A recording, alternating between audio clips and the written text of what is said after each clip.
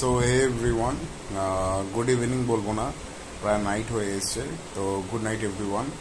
তো এখানে আমি কোনো ইন্ট্রোডাকশন দিতে আসিনি, শুধু একটাই কথা বলবো।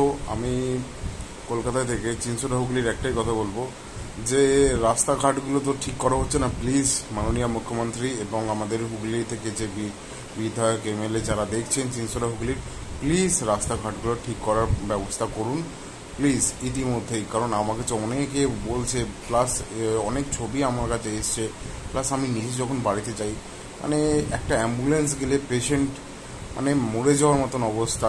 মানে এক হাঁটু জল জমে যায়। কিছু কিছু জায়গা রয়েছে, বেসিক পয়েন্ট আমি বলে দিচ্ছি, যারা হুগলি থেকে চুচুড়া থেকে দেখছো তারা যেন বিশালক্ষীতলা মন্দিরের সাইডটা, হিবুলপাতি সাইডটা, হাটের দিকটা, প্লাস আরও এক্সেট্রা অনেক জায়গা রয়েছে।